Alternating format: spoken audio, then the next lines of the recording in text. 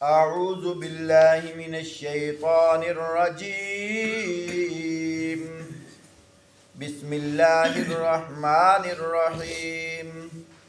أم حسبتم أن تتركوا ولما يعلم الله الذين جاهدوا منكم ولم يتخذوا من دون الله ولا رسوله ولا المؤمنين وليجة والله خبير بما تعملون. کیا تم لوگوں نے یہ سمجھ رکھا ہے کہ یوں ہی چھوڑ دیے جاؤ گے، حالانکہ ابھی اللہ نے یہ تو دیکھا ہی نہیں کہ تم میں سے کون وہ لوگ ہیں جنہوں نے اللہ کے راستہ میں جان قربان کرنے والے ہیں اور اللہ اور اس کے رسول اور مومنین کے سوا کسی کو جگری دوست نہ بنایا.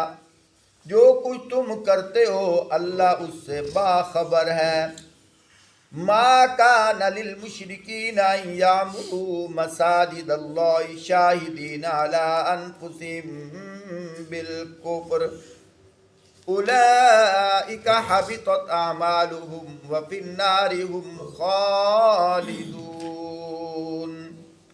مشرکین کا یہ کام نہیں ہے کہ وہ اللہ کی مساجد کو آباد کریں جبکہ اپنے اوپر وہ خود کفر کی گواہی دے رہے ہیں اور ان کے تو سارے اعمال ضائع ہو گئے، جہنم میں انہیں ہمیشہ رہنا ہے.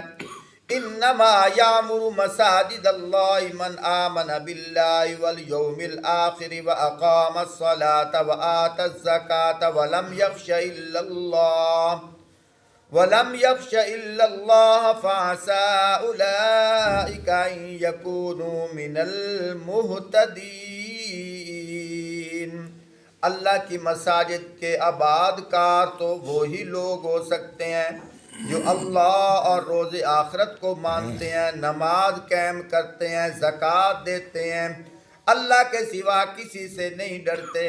انہی سے یہ امید ہے کہ سیدھے راہ چلیں گے.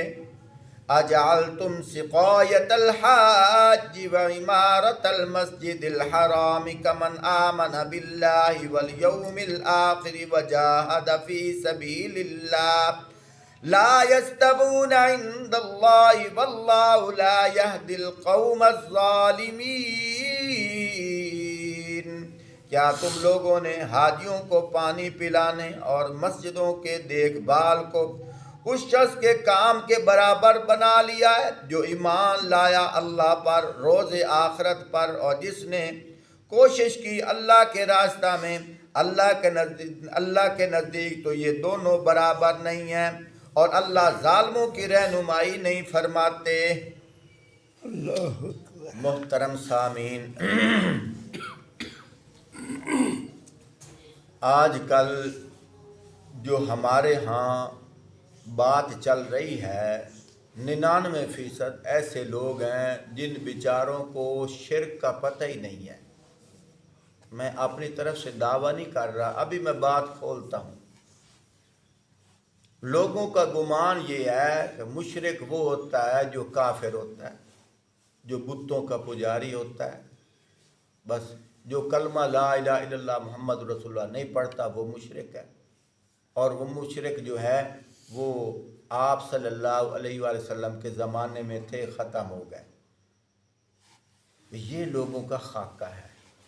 اصل میں ان کو نہ مشرک کا پتہ ہے اور نہ شرک کی بنیاد کا پتہ ہے کہ شرک پھیلا کیسے ہے. جنگ کے ایک معروف نامور خطیب ہیں، میں ان کا نام نہیں لینا چاہتا اور نہ ہی وہ ناموری کے مستحق ہیں. جو شرک کا دروازہ ہو میں اس کو کیوں نام دوں. اس نے ایک روایت بیان کی ہے کہ آپ صلی اللہ علیہ وآلہ وسلم نے فرمایا کہ شرک اب ختم ہو گیا ہے. تو یہ کہہ کر یوں کہتا ہے کہ جب حضور صلی اللہ علیہ وآلہ وسلم کے زمانے میں شرک ختم ہو گیا، اب یہ لوگ کیوں کہتے ہیں کہ شرک ہے، شرک ہے؟ شرک تو ختم ہو گیا تھا. اس نے عقلی دلیل دی ہے، میں ہی عقلی سوال کر رہا ہوں. یہ بتاؤ، آدمی کھانا کھاتا ہے تو کیا کہتا ہے؟ اب میری بھوک ختم ہو گئی. کیا بھوک دوبارہ نہیں لگتی؟ بیمار ہوتا ہے، دوائی لیتا ہے تو کیا کہتا ہے؟ اب بیماری ختم. کیا دوبارہ بیمار نہیں ہوتا؟ بہت ساری مثالیں ہیں. تو یوں بھی کہا جا سکتا ہے کہ کچھ لوگ دوبارہ بیمار نہیں ہوتے. وہ بات بھی ٹھیک ہے، لیکن وہ لوگ دوبارہ بیمار نہیں ہوتے جو پرہیز کرتے ہیں. جو پرہیز نہیں کرتے وہ پھر سادہ سی مثال ہے. بچہ ہے، 3 دن پہلے اس کو بخار تھا، دوائی وغیرہ لی، ٹھیک ہوا. ڈاکٹر نے کہا کہ اس کو کہو ٹھنڈ میں باہر نہ نکلا کرے. لیکن چوتھے دن بچہ پھر جوتے اتار کر پانی میں چل رہا ہے، پھر اس کو بخار ہو گیا. تو باپ کیا کہتا ہے؟ ڈاکٹر نے نہیں کہا تھا کہ باہر نہیں نکلنا، تو پھر ننگے پاؤں نکل رہا، بخار تو تجھے ہونا تھا. اگر اتنی سمجھ آ گئی ہے، مجھے بھی کہنے دو کہ ایک کمرے کے اندر جالے لگے ہوئے ہیں، مکڑی ہے، جالے ہیں، تو آدمی جھاڑن اٹھا کر سارا صاف کر دے تو کیا کہتا ہے؟ اب جالے ختم ہو گئے ہیں. لیکن اگر احتیاط نہ کی جائے دوبارہ جالے بنتے ہیں نہیں بنتے؟ ڈاور آتے ہیں کہ نہیں آتے؟ یہ حدیث دکھائے نا کہ آپ صلی اللہ علیہ وسلم فرمائیں کہ اب قیامت تک شرک نہیں آئے گا. پھر تو بات ہے. آپ صلی اللہ علیہ وسلم یوں فرما رہے ہیں کہ اب میں نے اتنی محنت کی ہے کہ اب میں نے شرک ختم کر دیا ہے، لیکن آگے اب لوگوں نے احتیاط نہیں کی، پھر شرک آ گیا.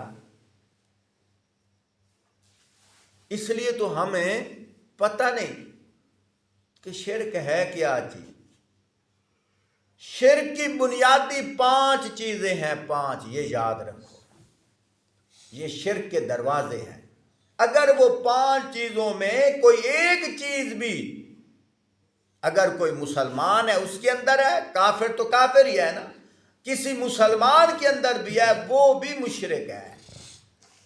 اور یہ 5 باتیں قرآن کے اندر ہیں. میں انشاءاللہ کبھی، کیونکہ اس وقت آپ کو جلدی ہوتی ہے، کبھی 1 گھنٹے کا میں بیان کروں گا اور 5 دلائل قرآنی آیات پڑھ کر حوالے دے کر بتاؤں گا.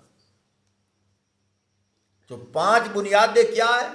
ایک، نبی پاک صلی اللہ علیہ وسلم کو نور ماننا. میں اس کی وجہ بھی بتاتا ہوں کہ نور ماننے سے کیا ہوتا ہے. اور ایک، مخلوق، چاہے انبیاء ہوں، چاہے صحابہ ہوں، چاہے اولیاء ہوں، اور چاہے غیر انسان ہو، کسی کے متعلق یہ گمان رکھنا کہ اس کو غیب کا علم ہے. اور تیسرا کیا ہے؟ حاضر ناظر ہونا. اور چوتھا کیا ہے؟ مختار کل ہونا. 5واں کیا ہے؟ استعانت، مدد مانگنا. یہ 5 چیزیں شرک کی بنیاد ہیں. اور یہ خاصہ کس کا ہے؟ صرف ذات اللہ کا. اللہ کی ذات ہی نور ہے. اب ہم نماز پڑھتے ہیں تو کیا پڑھتے ہیں؟ التحیات للہ والصلوات والطیبات والسلام علیک ایھا النبی ورحمۃ اللہ وبرکاتہ. آگے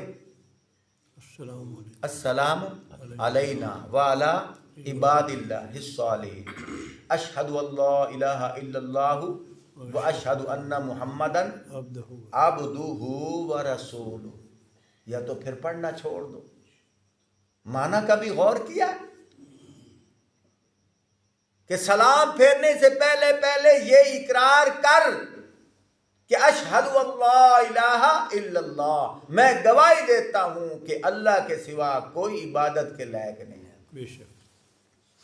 واشہد ان محمدن، اور میں گواہی دیتا ہوں کہ حضرت محمد صلی اللہ علیہ وآلہ وسلم عبدہ، اس کے بندے، ورسولہ، اس کے رسول ہیں.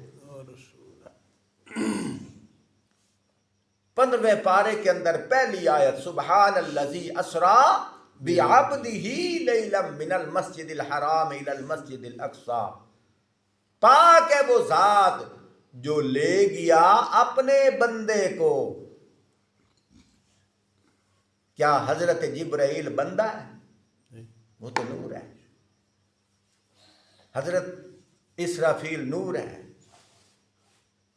اور نور کی قسمیں یاد رکھو، ایک نور تخلیقی ہے اور ایک نور ذاتی ہے. ایک نور تخلیقی ہے، ایک نور ذاتی ہے. اور یہ شرک کا جو دروازہ ہے نا کہ نبی پاک صلی اللہ علیہ وآلہ وسلم کو نور ماننا، یہ نور تخلیقی نہیں مانتے، نور ذاتی مانتے ہیں. کیا مطلب؟ کہ جس طرح اللہ کی ذات نور ہے نا، فرمایا یہ جز اللہ ہے. کہو استغفر اللہ. اب مجھے اتنا بتاؤ، مثال دے رہا ہوں، یہ تنکا ہے، تنکا ہے نا، میں نے تھوڑا سا توڑ دیا، اب اتنا علیحدہ ہوا. بتاؤ اب یہ اس تنکے میں اتنی کمی آئی ہے کہ نہیں آئی؟ ایک منٹ کے لیے سوچو، جو آپ صلی اللہ علیہ وآلہ وسلم کو جز خدا مانتے ہیں، یعنی اللہ کے اندر نعوذ باللہ معاذ اللہ جتنا نور حضور کے جسم اقدس میں آیا ہے اتنی تو اللہ میں کمی ہوئی کہ نہ ہوئی؟ ایک منٹ کے لیے سوچو. تو پھر جز خدا کیسے ہے؟ یہ اس لیے مانا جا رہا ہے تاکہ ہم اس کو وہی رتبہ دیں جو رتبہ ہم اللہ کو دیتے ہیں. ہم سوچتے بھی نہیں. کچھ لوگ میری بات سنتے ہوئے غصے میں آئیں گے، طیش میں آئیں گے، لیکن یہ کڑوا شربت ہے، ایک دفعہ پی تو لو، سن تو لو، ایک دفعہ سن لو. تمہیں نہیں کہہ رہا، تم تو میرے مزاج کے ہو، جو یوٹیوب پر میرا بیان جائے گا میں ان سے کہتا ہوں ایک دفعہ سن تو لو. میں تمہارا مخالف نہیں ہوں، سن تو لو، دیکھو تو صحیح میں کیا کہہ رہا ہوں. اس لیے محترم ساتھیوں، ہم آپ صلی اللہ علیہ وآلہ وسلم کو نور بھی مانتے ہیں، بشر بھی مانتے ہیں، لیکن نور کون سا ہے؟ جو تخلیق خدا ہے، جو مخلوق کی نور ہے. ذات اللہ نور نہیں ہے. اگر ہم ذات اللہ نور مانیں گے تو پھر تو ہم مشرک ہو جائیں گے. اللہ کی صفات اس کے اندر آ گئی. اس لیے اب دیکھو وہ پڑھتے ہیں نور من نور اللہ، پڑھتے ہیں کہ نہیں پڑھتے؟ نور من نور اللہ. کیا مطلب؟ کہ اللہ کے نور میں سے نور ہے. من تبیزیہ ہے. ہوں تو تبیزیہ دی مثال دسا. مثال کے طور پر اس کے اندر 10,000 روپے ہے. کتنا؟ 10,000. میں مار صاحب کو دے دیتا ہوں. گھنٹے کے بعد کہتا ہوں مار صاحب وہ جو میں نے 10,000 دیا ہے نا ان میں سے 500 مجھے دے دو.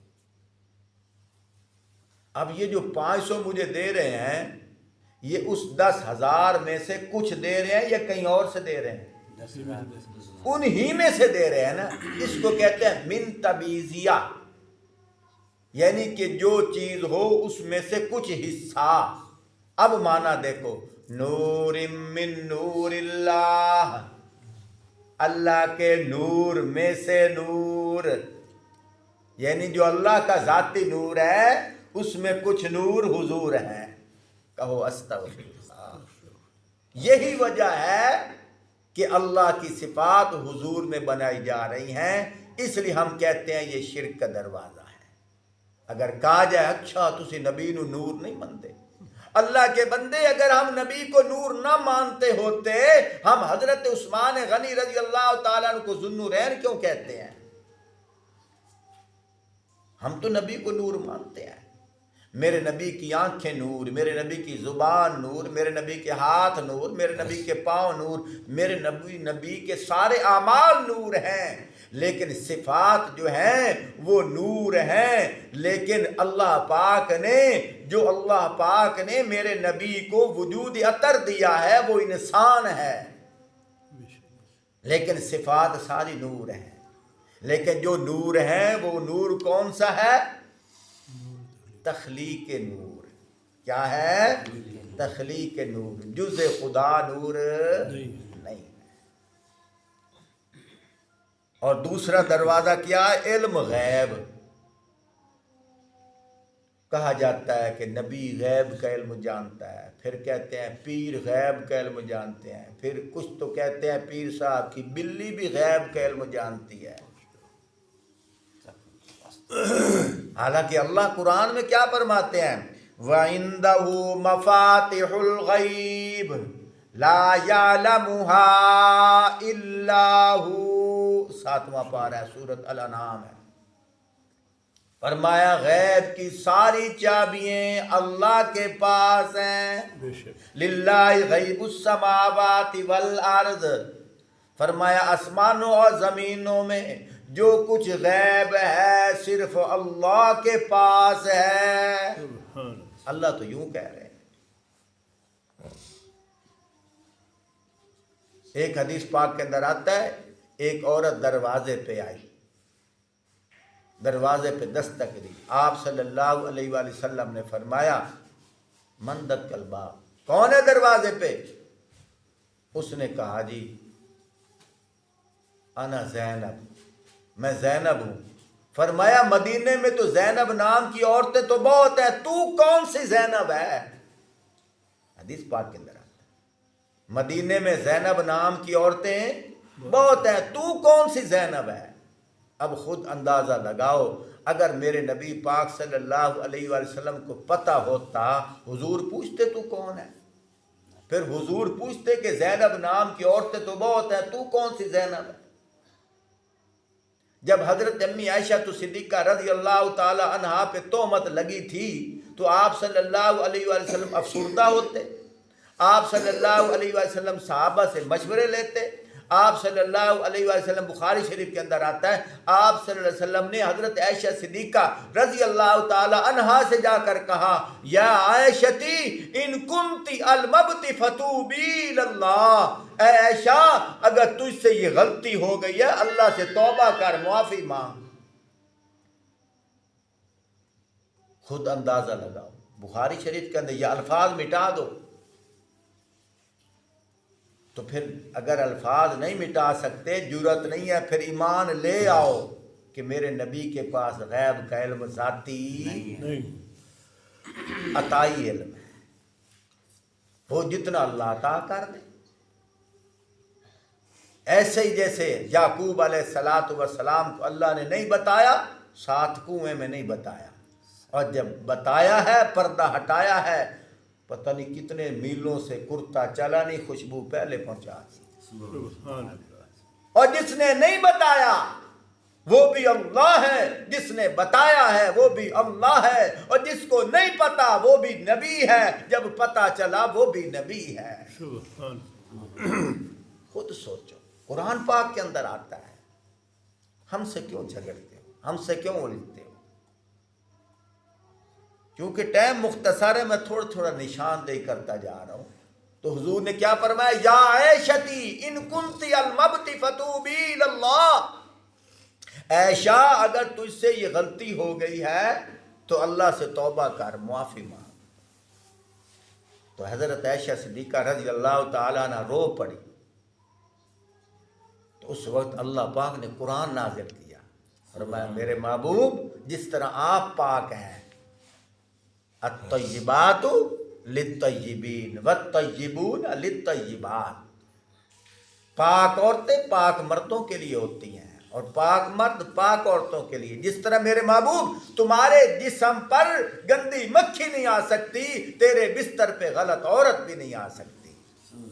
جس طرح آپ پاک ہو، آپ کی بیوی بھی پاک ہے. پیارے بھائیو، اگر میرے نبی کو پتہ ہوتا، میرے نبی حضرت عائشہ کو یوں کہتے؟ خود سوچو، یوں کہتے کہ اگر تو اس سے غلطی ہو گئی ہے. میرے نبی تو فرماتے خبردار مجھے پتہ ہے، تم ایسے باتیں نہ کرو، مجھے سارا پتہ ہے.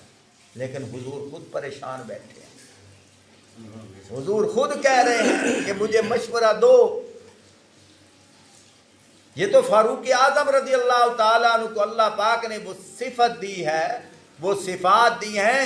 وہ کہہ رہے ہیں یا رسول اللہ صلی اللہ علیہ وسلم یہ بتاؤ جب آپ کا رشتہ ہو رہا تھا اس کا انتخاب کس نے کیا تھا؟ اللہ پاک کے نبی نے عرض کی اے عمر اس کا رشتے کا انتخاب اللہ نے کیا تھا. عرض کی یا رسول اللہ پھر ہم سے مشورے نہ لو، اللہ پہ چھوڑ دو. اللہ اتنا بھولا بالا نہیں ہے جو آپ کے جسم پہ گندی مکھی نہیں آنے دیتا، آپ کے بستر پہ غلط عورت کیسے آنے دیتا ہے؟ وحی کا انتظار کرو. جب وحی آئی تو تقریباً 16 آیات نازل ہوئی حضرت امی عائشہ صدیقہ رضی اللہ تعالی عنہ کی شان میں. 18واں پارہ ہے، سورۃ نور ہے، پڑھ کے دیکھ لو. تو میرے دوستو بزرگو، غیب کا علم کا خاصہ کس کے پاس ہے؟ صرف اللہ کے پاس. ایک یہاں باریکی کی بات کرتا ہوں. یہ قرآن جو ہے نا یہ اللہ کا کلام ہے. اللہ خود فرماتے ہیں ذالک الکتاب لا ریب فیہ ھدی للمتقین الذین یؤمنون بالغیب. یہ سارا غیب ہے، لیکن یہ نبی پاک صلی اللہ علیہ وسلم نے امت کو بتایا ہے. یہ غیب کی خبریں ہیں، لیکن یاد رکھو یہاں ایک درمیان میں ایک بات اٹکی ہوئی ہے. کچھ لوگ کہتے ہیں نبی غیب جانتے ہیں، کچھ کہتے ہیں نہیں جانتے. میرے بھائیوں ایمان تو ہمارا بھی ہے کہ نبی پاک صلی اللہ علیہ وسلم غیب جانتے ہیں، لیکن غیب وہ جانتے ہیں جو اللہ نے اپنی رحمت سے حضور کو عطا کیا ہے. سبحان اللہ. غیب جانتے ہیں جو غیب عطائی ہے. یہ سارا قرآن وحی کے ذریعے اللہ نے عطا کیا ہے. اللہ نہ بتاتے حضور کو پتہ نہ ہوتا. بہت ساری آیات ہیں، چونکہ ٹائم مختصر ہے. نحن نقص علیک احسن القصص بما اوحینا الیک ھذا القرآن وان کنت من قبلہ لمن الغافلین. سورۃ یوسف ہے، 12واں پارہ ہے، دوسری آیت ہے، پڑھ کے دیکھو. میرے محبوب ہم جو وحی کے ذریعے آپ کے اوپر یہ واقعات اچھے اچھے بتا رہے ہیں، یہ اس سے پہلے آپ کو ان واقعات کا بالکل نہیں پتا تھا. پڑھ کے دیکھو یار، قرآن میں دیکھو تو صحیح. تو بہرحال پہلا کیا ہے؟ نور بشر، کہ نبی کو ویسا نور ماننا جس طرح میرے اللہ کی ذات نور ہے. اگر کوئی کہے نہیں نہیں لوگ اس طرح نہیں مانتے، پھر یہ نعرہ کیوں لگاتے ہو نور من نور اللہ؟ یہ کیوں کہتے ہو؟ مسجد میں کہہ رہے ہیں، کوئی نہیں کہہ رہے. تو پھر ہم نبی کو نور مانتے ہیں، لیکن نور عطائی مانتے ہیں جو اللہ پاک نے میرے نبی کو تخلیق کر کے نور عطا کیا ہے. جز اللہ نہیں مانتے. علم غیب، نبی کا غیب وہ مانتے ہیں جو اللہ پاک نے وحی کے ذریعے عطا کیا ہے. ذاتی علم کا جاننا صرف اللہ کا خاصہ ہے. اور دوسرا کیا ہے؟ حاضر ناظر ہونا. ہر کوئی کہتا، اکثریت کہہ رہی ہے نبی کیا ہے؟ حاضر ناظر ہے. نبی کیا ہے؟ حاضر ناظر. میرے بھائیوں دوستوں بزرگوں، چھوٹی سی بات کرتا ہوں. یہ قرآن پاک کے اندر 114 صورتیں ہیں. ان میں کچھ مکی ہیں، کچھ مدنی ہیں. دلائل تو بہت سارے تھے، عقلی دلیل دے رہا ہوں. کچھ مکی ہیں، کچھ مدنی ہیں. 1 منٹ کے لیے قاری صاحب سے پوچھو، مولوی صاحب سے پوچھو، پیر صاحب سے پوچھو حضرت یہ مکی اور مدنی کی کیا وجہ ہے. وہ یوں ہی کہے گا کہ جب جبرائیل امین علیہ السلام وحی لے کر آتے تھے، اگر حضور مکے میں ہوتے وہ صورت مکی بن جاتی. اگر حضور مکے میں نہ ہوتے، مدینے میں ہوتے، صورت مدنی بن جاتی. ایک روایت یوں بھی ہے، ہجرت سے پہلے جو صورتیں نازل ہوئیں وہ مکی ہیں، ہجرت کے بعد جو نازل ہوئیں وہ مدنی ہیں. میں کہتا ہوں اگر اسی بات پہ آ جاؤ پھر بھی ہماری ہماری رائے آتی ہے وہ کیا ہے؟ ہجرت ہوتی اس کو کہتے ہیں جو ایک جگہ چھوڑ کر دوسری جگہ چلا جائے، اور جو آئے جائے وہ حاضر ناظر۔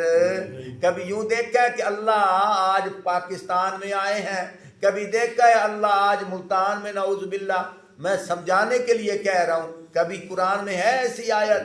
لیکن اللہ کے نبی کے لیے تو قرآن کہتا ہے حضور پہلے آسمان پہ گئے، دوسرے آسمان پہ گئے، تیسرے آسمان پہ گئے، پھر عرش معلیٰ پہ گئے، پھر واپس آئے گئے۔ یہ آنا جانا یہ مخلوق کے ساتھ صفت ہے، ایک ہی جگہ برقرار رہنا میرے اللہ کے ساتھ صفت ہے۔ سبحان اللہ۔ سمجھ آ رہی ہے؟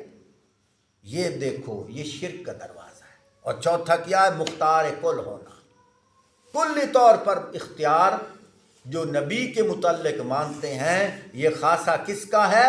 اللہ کا، اور یہ حضور کے ساتھ مخصوص کر رہے ہیں، پیروں فقیروں کے ساتھ مخصوص کر رہے ہیں۔ قرآن پاک کے اندر بہت ساری آیات ہیں۔ آپ صلی اللہ علیہ وسلم، یہ 7واں پارہ سورۃ انعام کے اندر آپ صلی اللہ علیہ وسلم کو اللہ پاک خود فرما رہے ہیں، میرے محبوب آپ اپنی زبانی خود کہہ دیجئے، آپ اپنی زبانی ہاں، یہ حوالہ دے دوں، آیت نمبر 49، 7واں پارہ سورۃ الانعام، قُلْ لَا أَقُولُ لَكُمْ عِنْدِي خَزَائِنُ اللَّهِ وَلَا أَعْلَمُ الْغَيْبَ وَلَا أَقُولُ لَكُمْ إِنِّي مَلَكٌ إِنْ أَتَّبِعُ إِلَّا مَا يُوحَىٰ إِلَيَّ قُلْ هَلْ يَسْتَوِي الْأَعْمَىٰ وَالْبَصِيرُ أَفَلَا تَتَفَكَّرُونَ۔ اے نبی صلی اللہ علیہ وآلہ وسلم، آپ کہہ دیجئے کہ میں تم سے یہ نہیں کہتا کہ میرے پاس اللہ کے خزانے ہیں، نہ میں غیب کا علم جانتا ہوں۔ میں نے حوالہ دیا ہے، آیت نمبر بتائیے، آیت نمبر 49 سورۃ انعام 7واں پارہ۔ میرے پاس اللہ کے خزانے بھی اور میں غیب کا علم بھی نہیں جانتا، نہ میں یہ کہتا ہوں کہ میں فرشتہ ہوں، میں تو صرف اس وحی کی پیروی کرتا ہوں جو مجھ پر نازل کی جاتی ہے۔ کیا مطلب؟ کہ میں تو تابع دار ہوں، جو تابع دار ہوتا ہے وہ مختار کل نہیں ہوتا۔ بہت سارے دلائل ہیں، چھوٹا سا واقعہ سنا دیتا ہوں۔ آپ صلی اللہ علیہ وآلہ وسلم نے ایک موقع پہ کہا تھا کہ آج کے بعد میرے اوپر مکھی حرام ہے، بلکہ قسم اٹھا لی تھی۔ اللہ پاک نے قرآن نازل کیا، 28واں پارہ آخری سورۃ التحریم، پہلی آیت، یا ایھا النبی لم تحرم ما احل اللہ لک تبتغی مرضات ازواجک۔ توجہ کیجئے، قرآن پاک کے اندر اللہ خود فرما رہے ہیں، یا ایھا النبی لم تحرم ما احل اللہ لک تبتغی مرضات ازواجک واللہ غفور الرحیم۔ اے نبی تم کیوں اس چیز کو حرام کرتے ہو؟ کیوں؟ کیا کہا؟ کیوں حرام کرتے ہو جو اللہ نے تمہارے لیے حلال کی ہے؟ کیا اس لیے کہ تم اپنی بیویوں کی خوشی چاہتے ہو؟ اللہ معاف کرنے والا رحم فرمانے والا ہے۔ جب اللہ پاک نے یوں کہا نا کہ آپ وہ اس چیز کو اپنے اوپر آپ نے حرام کیوں کیا ہے جس کو اللہ نے حلال کیا ہے؟ میرے محبوب آپ جلدی کیجیے، قسم توڑیے۔ حضور کہہ سکتے تھے نعوذ باللہ معاذ اللہ، اللہ یعوذ باللہ، آج کے لوگوں کی بات کے مطابق حضور کہہ سکتے تھے اللہ میں مختار کل ہاں، نہیں، حضور فوراً قسم توڑ رہے ہیں اور شہد کھایا ہے۔ یہاں پھر حضور کیسے مختار کل ہو گئے؟ حضور تو عاجز ہیں اللہ کے ہاں، حضور تو مخلوق ہیں اللہ کے ہاں، حضور تو بندگی کر رہے ہیں اللہ کے ہاں۔ اور اسی طرح پانچواں کیا؟ استعانت، مددگار۔ مددگار کون ہے؟ آخری بات کر رہا ہوں، مدد دو طرح کی ہے، یاد رکھو، ایک مدد مخلوقی ہے، ایک مدد خالقی ہے۔ مدد مخلوقی نبی بھی کر سکتا ہے، ولی بھی کر سکتا ہے، پنڈ کا لمبردار بھی کر سکتا ہے، مزدور بھی کر سکتا ہے، چلتا راہی بھی کر سکتا ہے، امام مسجد بھی کر سکتا ہے، خادم بھی کر سکتا ہے، مخلوق میں ہر کوئی کر سکتا ہے۔ اور جو مدد خالقی ہے وہ کون کر سکتا ہے؟ صرف اللہ، اللہ کے علاوہ کوئی نہیں کر سکتا۔ مدد مخلوقی ہر کوئی کر سکتا ہے۔ یہ مدد ایک دوسرے سے مدد بمانا تعاون، تعاونوا علی البر والتقوی، اللہ خود کہہ رہے ہیں تم تعاون کرو نیکی اور تقوی کے ساتھ۔ تو یہ مدد مخلوقی یہ شرک نہیں ہے، لیکن اگر مدد خالقی کی صفت مخلوق میں ڈالی جائے گی وہ شرک ہوگا۔ تم کہو کہ فرق کیا ہے؟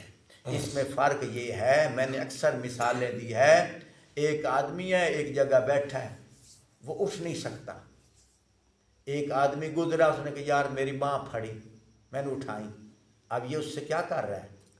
مدد کر رہا ہے نا۔